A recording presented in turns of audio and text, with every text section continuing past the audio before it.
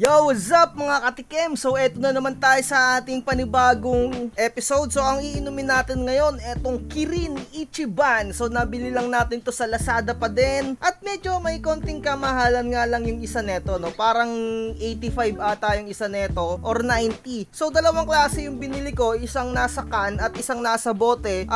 Halos same price lang naman silang dalawa. So tinesting ko lang kasi yung isa naka-can at yung isa nga naka-bote. So ngayon, nakikita nyo dito sa ating screen, ito yung website ng Kirin Ichiban at ito nga pala ay beer na galing sa Japan, imported pa to, no? Konting scroll muna tayo dito sa kanilang website. Kasi nakakatuwa, meron sila ditong video, so panoorin lang din natin, no? Kirin Ichiban. Explore enjoyment. Most brewers blend the first and second press of the wort. For Kirin Ichiban, only the first press of the wort is used. Premium quality, and the result is a refined taste. So, pinakita nila dito sa kanilang clips, no? Yung ginagamit nga daw nila dito ay yung first press lang, no? Ito, no? Yung ginagamit nila sa kanilang curing process ay yung unang piga lang. Dahil daw yun yung napaka-pure dito, no? Sabi sa kanilang presentation. At yung second press nga daw ay ayun yung merong medyo may kapaitan base dito, no? So, hindi ko pa to natitikman, no? Ngayon pa lang natin to matitikman talaga, sa totoo lang. Medyo na-excite ako kasi base sa kanilang presentation dito sa kanilang website ay eto daw ay talagang napakaswabe inumin. So nakikita nyo naman dito sa isa nating camera, nakalagay din dito, no, yun nga, first press 100% malt beer imported. Ano pang mga detalye dito, no? Kirin Ichiban, eto yung kanyang mga ingredients: water, malt, hops, alcohol, ano niya, 5% volume. Yung ganitong can ay 330 ml. So, importer neto ay etong San Miguel Brewery. Dito nga sa Mandaluyong to, no? So, tikman natin. Nakaka-excite naman kung anong lasa neto, no? Base sa kanilang bote at dito sa kanilang can, ito ay manufactured na sa China, no? So, in-import lang ng San Miguel Brewery. Syempre, kaya siguro sa China ginawa to, dun to pinrases. Kasi syempre, mura yung mga workers dun sa China, no? Pero eto nga ay produkto pa rin ng Japan, kung hindi ako nagkakamali. Ginawa lang to sa sa China. Tikman na natin, buksan na muna natin ang to, yung nasa incan. Hindi na siya masyado malamig, medyo sumingaw na siya ng konti. Ayan, no? Tikman na natin. So, tignan nyo kung gaano siya ka-pure. So, ito yung gamit natin, no? Yung ating beer mug. Hindi ko alam kung malinis pa to, pero okay lang. Ayan, tignan natin. Tignan natin kung perfect pagkakalagay natin. Yung mabaw.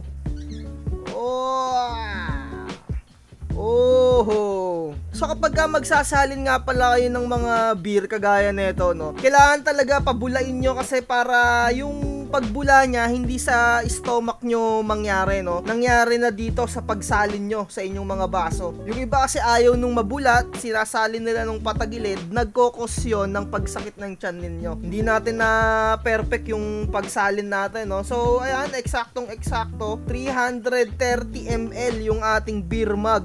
So, itabi na natin dito. So, hindi natin siya nilagyan ng yelo kasi medyo malamig pa naman siya, galing siyang rep. O, diba? So, medyo tanggal lang tayo ng shades natin, no? Kasi medyo kulay brown yung shades natin para mas makita natin yung pinaka-clear niya na kulay. Ayan, no? So, napaka-smooth na smooth, no? Sa tingin pa lang, no? Feeling ko swabing-swabe to inumin, no? So, syempre, alam naman natin yung lasa ng Red Horse at lasa ng Pilsen. So, tikman na natin.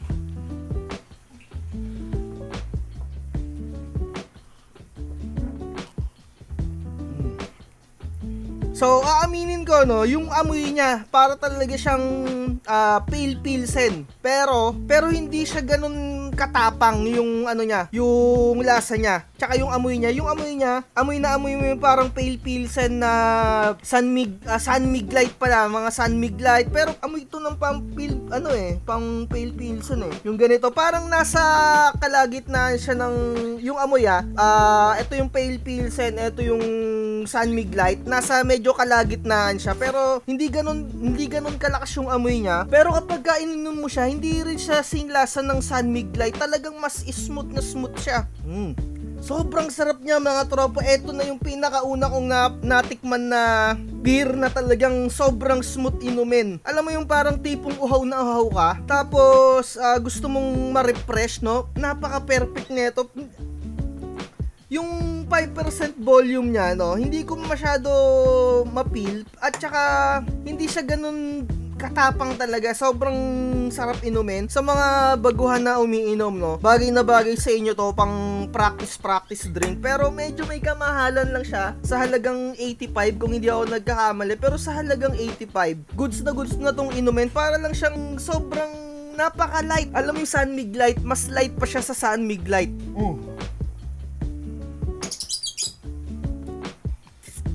At saka pagka nilalasahan mo, medyo binababad mo yung beer sa dila mo. Napaka-smooth nung nung lasa. Hindi siya parang yung tipong nangangagat yung lasa, no? Siguro alam niyo naman yung ibig ko sabihin, yung nangangagat, no?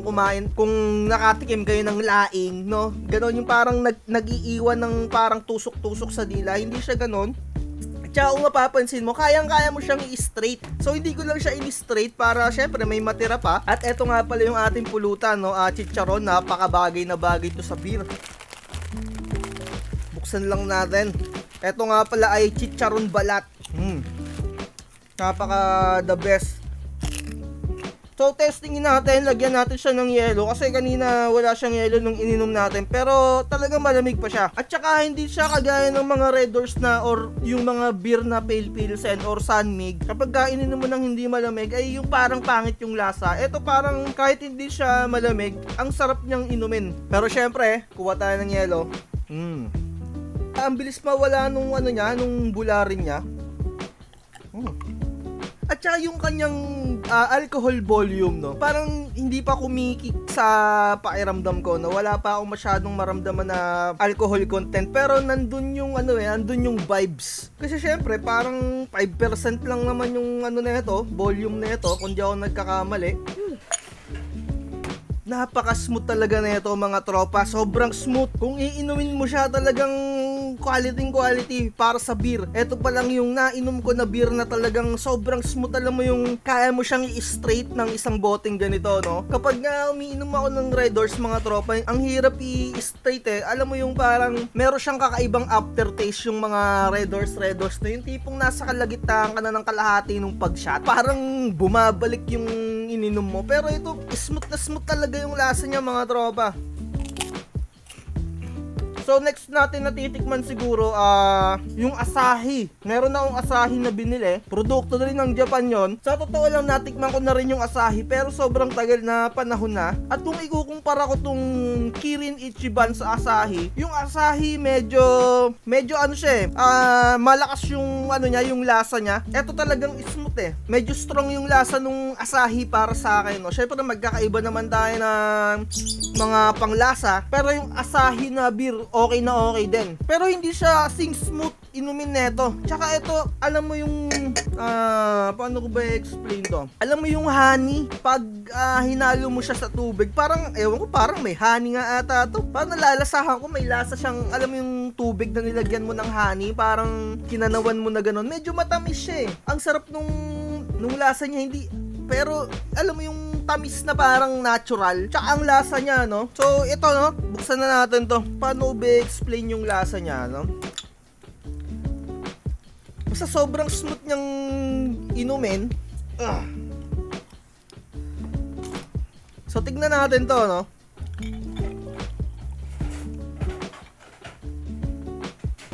Tignan natin kung may pagkakaiba yung lasa na itong nasa bote at saka yung in-can. So hindi natin napuno yung ating beer mug.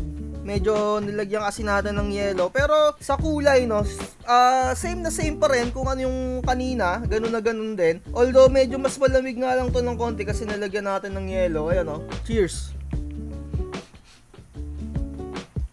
Same lang din nung lasa, pero parang siguro dahil nagkuha na ako ng pulutan, parang medyo naging strong yung flavor niya lalo nung kumuha na ako ng pulutan, no? Pero sarap pa rin yung inumin eh. Parang same lang din talaga. Same lang siguro, nagbago lang yung panglasa ko nung kumuha ako na itong chicharon. So comment down below, no, kung meron kayong mga gustong ipatikim sa akin dyan. At meron na rin tayo naka-line up na Jägermeister. Titikman din natin yon. So sinasabi ko sa inyo, eto na yung pinaka-smooth na beer na natikman ko. Grabe, although mahal nga lang talaga siya. Yung isa neto, 85. Parang konti na lang, 1 litrong Red Horse na eh. Pero kung tamang chill lang kayo, no, bagay na bagay ito. Yung tamang shot lang kayo, pampatulog, no. Kasi hindi ganun kalakasan yung tama niya. Tsaka wala pa talagang andun yung vibes nung alcohol, pero wala pa siyang agad na alam mo yung ramdam mo na talaga yung alcohol. Yung natikman ko kasi nung nakaraan, no, yung Chuhai na 9%, talagang ang lakas ng tama nun. Ito, goods pa. Tsaka ang sarap na itong inumin. Siguro makakarami ka neto rin eh. Yun nga lang mahal, no. Siguro may makainom ka neto ng 10 ganito, medyo may tama ka na rin. Sarap.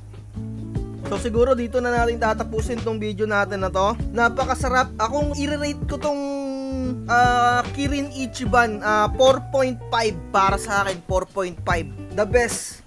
Siguro 4.8 kasi walang perfect, wala namang perfect eh, no? Medyo may hinahanap pa kasi talaga akong beer. Kasi dati may nainom ako na beer, yung Beer Lao, nung nagpunta ako ng Lao. Medyo talagang hinahanap-hanap ko yung lasa nun. Siguro yun para sa akin 5/5 yun. Pero para sa itong Kirin Ichiban 4.8 or 4.5/5 lang sa akin to. So ayun, napakasarap na ito. Smooth na smooth talaga yung kanyang inumin. Pero kung isa-summary talaga yung lasa niya, mas light pa siya ng light sa Sunmig Light. Ganun yung niya, yung feels niya sa bibig, tsaka yung flavor niya, talagang kung makapal yung lasa nung Sunmig Light sa inyo, ito talagang napaka-smooth lang talaga. Isipin nyo na lang yung Sunmig Light na meron pang may ila-light pa ng konti. Ganon. Pero malayo rin yung agwat sa Sunmig Light eh. Basta ganon. Yun yung gawin yung parang basihan, no? So ito, goods na goods. So ayun lang. Like, share, and subscribe. Ubusin na natin to. Bye-bye.